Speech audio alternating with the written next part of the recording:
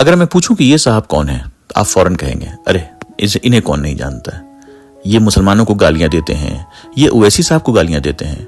और हद तो ये हो गई कि इन्होंने नबी करीम सल्लल्लाहु अलैहि वसल्लम की शान में गुस्ताखी भी की, जिसकी वजह से इन्हें कुछ दिनों के लिए पार्टी से निकाल भी दिया गया था। ये किस इलाके से एमएलए हैं? ये एमएलए हैं गोशा महल से। अब आप जरा इस लिस्ट को देखिए, ये लिस्ट जो आपके स्क्रीन पे है, ये 7 नाम आप देख रहे हैं, ये क्या है? मलकपेट, कारवान, गोशा महल, चारमीनार, चंद्रगुट्टा, याकुतपुरा, बहादुरपुरा। ये 7 सीटें हैं हैदराबाद कॉन्स्टिट्यूंसी के अंदर में। हैदराबाद की जो, और ये वही सीट है जिस पे हमारे ओवैसी साहब यानी हमारे कायद जो हैं वो एमपी हैं।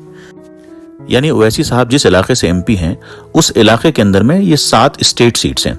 अब इन 7 स्टेट सीट पे जब आप नजर डाल रहे हैं तो आप देख रहे हैं कि सिर्फ एक गोशा महल है जहां पर एआईएमएम नहीं जीती है, बाकी सब में एआईएमएम जीत गई। तो ऐसा क्यों? क्या मुसलमानों की आबादी कम है इस इलाके में जो एआईएमएम नहीं जीती?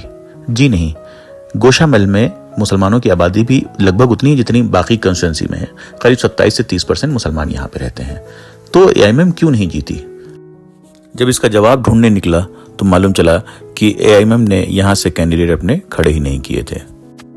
ओवैसी साहब चाहते तो ये सीट भी जीत जाते, लेकिन जरूर कोई ना कोई पॉलिटिक्स रही होगी जो हम आम इंसानों की समझ से बाहर है, इसलिए शायद यहाँ पे कोई कैंडिडेट नहीं खड़ा किया गया।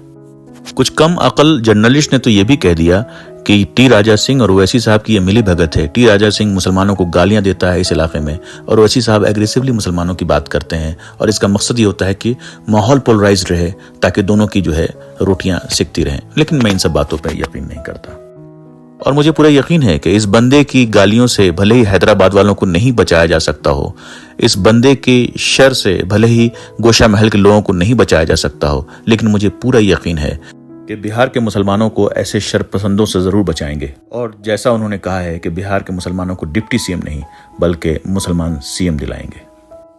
देखो देखो कौन आया, शेर आया, शेर आया।